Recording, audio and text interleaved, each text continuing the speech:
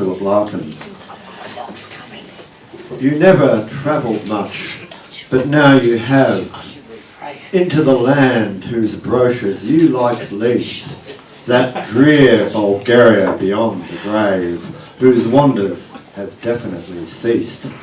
Ranked as a dead loss, even in the East, friends will remember until their turn comes what they were doing when the news came through. I landed in Nairobi with your drums, cracked by the flight from Kishwa Tembo. You had gone, I soon learned, on safari too. Learned soon but too late, since no telephone yet rings in the wild country where we'd been. No media penetration. On one's own, one wakes up and unzips the morning scene outside one's tent and always finds it green. Clive Jones was filming a documentary in East Africa when they landed in Nairobi, and he was about to transfer to go back home to London. I'll get back to this later, but now we're going to the man himself, Philip Larkin. Philip Larkin wasn't a prolific poet. He only published 4 collections between 1945, when he was a very young man, and the 1970s. He worked most of his life at the Gwynmore Jones Library at the University of Hull. And a lot of his poems are short, very tightly constructed, and you feel every word, every phrase, every sentence has been really sifted and weighed. And there's an edge of that blunt northern humour in them. And there's a whole lot more. They're really musical in their rhyming patterns. So let's go for a stroll with Philip Larkin. Okay, so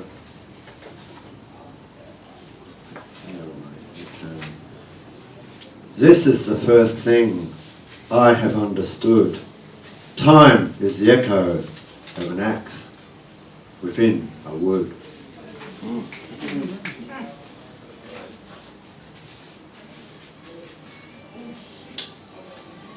Is it for now or for always?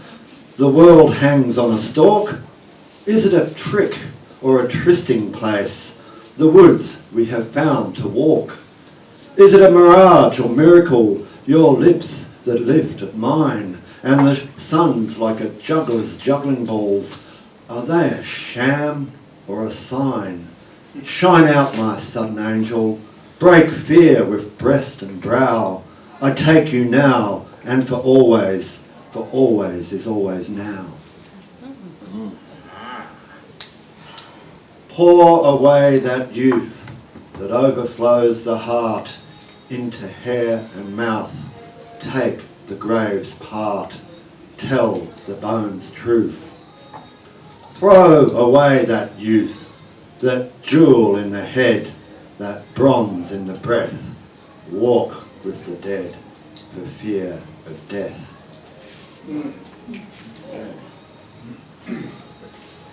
This one is called Places, Loved Ones. No, I have never found the place where I could say, this is my proper ground. Here I shall stay. Nor met that special one who has an instant claim on everything I own, down to my name. To find such seems to prove you want no choice in where to build or whom to love. You ask them to bear you off irrevocably, so that it's not your fault should the town turn dreary, the girl adult. Yet, having missed them, you're bound nonetheless to act as if what you settled for mashed you, in fact, and wiser to keep away from thinking you still might trace, uncalled for to this day, your person, your place.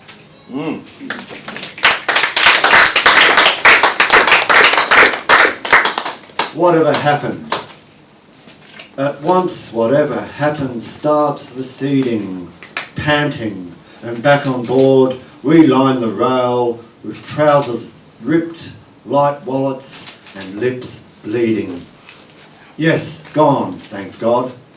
Remembering each detail We toss for half the night, but find next day all's Kodak distant, easily then, though pale. Perspective brings significance, we say, unhooding our photometers, and snap, what can't be printed can be thrown away. Later, it's just a latitude. The map prints out how unavoidable it was. Such coastal bedding always means mishap. Curses? The dark? Struggling? Where's the source of these yarns now, except in nightmares, of course?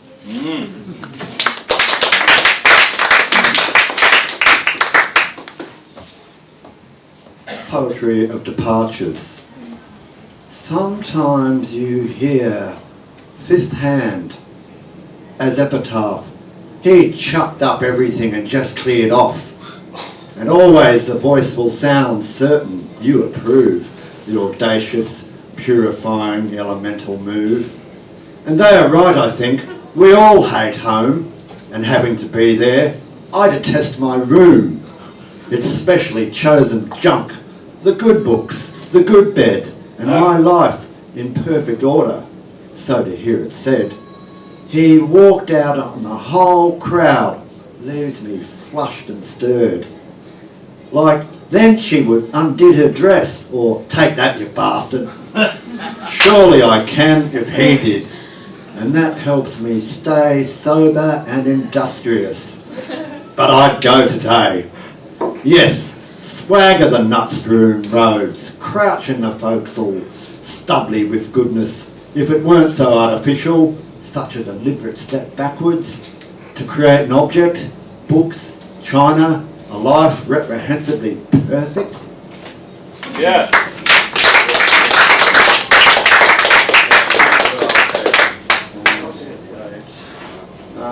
Home is so sad. Home is so sad. It stays as it was left, shaped to the comfort of the last to go, as if to win them back.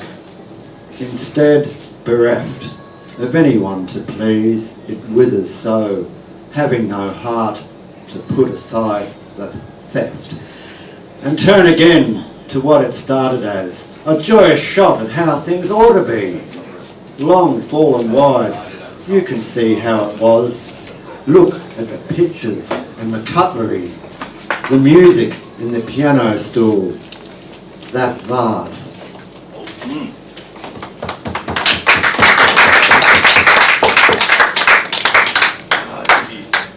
Days. What are days for? Days are where we live. They come. They wake us. Time and time over. They are to be happy in. Where can we live but days? Solving that question brings the priest and the doctor in their long coats and running over the fields. Talking in bed. Talking in bed ought to be easiest. Lying together there goes back so far, an emblem of two people being honest. Yet more and more time passes silently outside. The wind's in complete unrest, builds and disperses clouds about the sky, and dark towns heap up on the horizon. None of this cares for us. Nothing shows why, at this unique distance from isolation, it becomes still more difficult to find words at once true and kind, or not untrue and not unkind.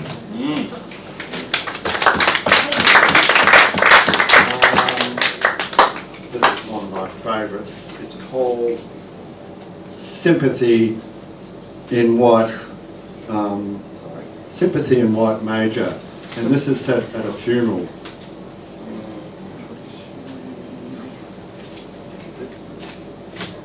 When I drop 4 cubes of ice chimingly in a glass and add 3 goes of gin, a lemon slice, and let a 10-ounce tonic void in foaming gulps until it smothers everything else up to the edge.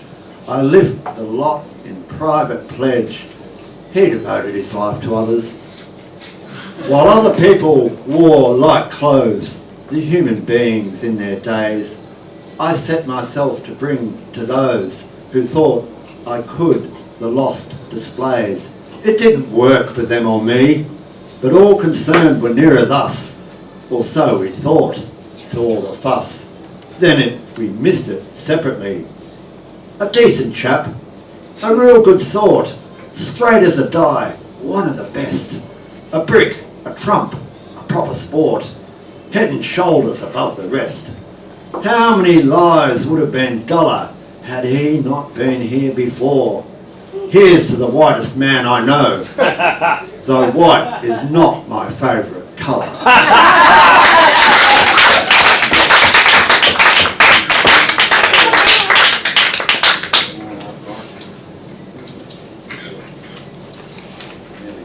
Have something inappropriate to say right now?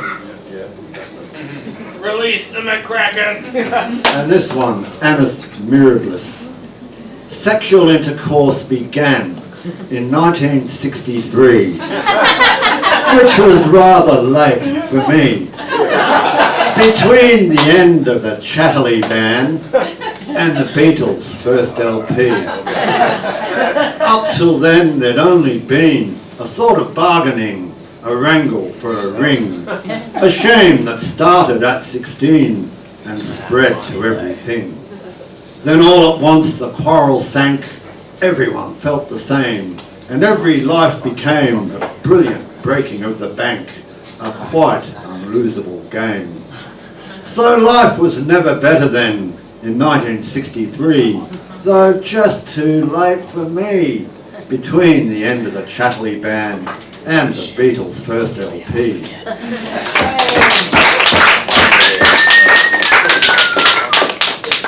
Having a laugh?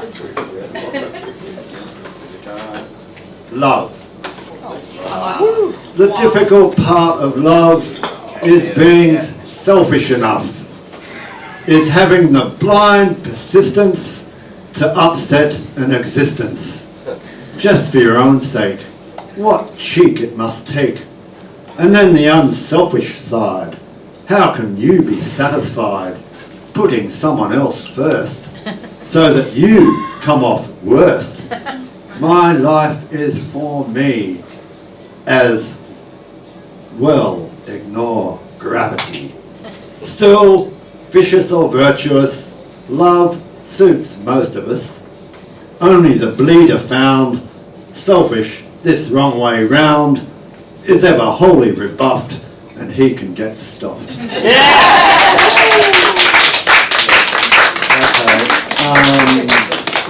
One of the last poems he read, I'm very nearly at the end, is Obeyed. Aubade. I work all day and get half drunk at night. Waking at 4 to soundless dark, I stare. In time, the curtain edges will grow light. Till then I see what's really always there. Unresting death, a whole day nearer now, making all thought impossible, but how and where and when I shall myself die. And interrogation, yet the dread of dying and being dead flashes afresh to hold and horrify. The mind blanks at the glare, not in remorse, the good not done, the love not given, time torn off unused, nor wretchedly because, and only life can take so long to climb, clear of its wrong beginnings, and may never, but at the total emptiness forever, the sure extinction that we travel to, and shall be lost in always, not to be here, not to be anywhere, and soon nothing more terrible, nothing more true. This is a special way of being afraid, no trick dispels. Religion used to try, that vast moth-eaten musical brocade, created to pretend we never die, and specious stuff that says no rational being can fear a thing it will not feel, not seeing. That is that this is what we fear. No sight, no sound, no touch or taste or smell, nothing to think with, nothing to love or link with, the anaesthetic from which none come round. And so it stays just on the edge of vision, a small unfocused blur, a standing chill that slows each impulse down to indecision. Most things may never happen, this one will. And realisation of it rages out in furnace fear when we are caught without people or drink. Courage is no good, it means not scaring others. Being brave lets no one off the grave. Death is no different, whined at than withstood. Slowly light strengthens and the room takes shape.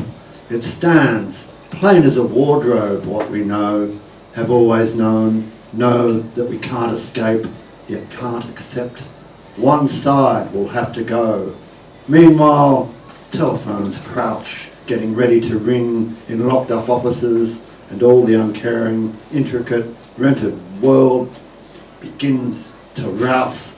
The sky's white as clay, with no sun, work has to be done. Postmen, like doctors, go from house to house. Yeah. Last one, and this is the one that is very well known. The big hit. Yeah. Do the hits. The big hit. It's a very short and deceptively simple poem. It's called This Be the Verse. Yes. They fuck you up, your mum and dad. They may not mean to, but they do. They fill you with the faults they had and add some extra just for you. But they were fucked up in their turn by fools in old-style hats and coats who half the time were soppy, stern, and half at one another's throats. Man hands on misery to man, it deepens like a coastal shelf. Get out as early as you can, and don't have any kids yourself.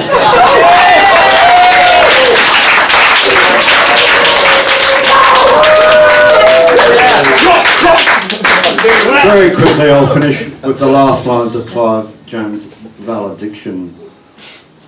You saw it all in little, you dug deep. A lesser man needs coarser stimuli, needs coruscating services, needs sleep.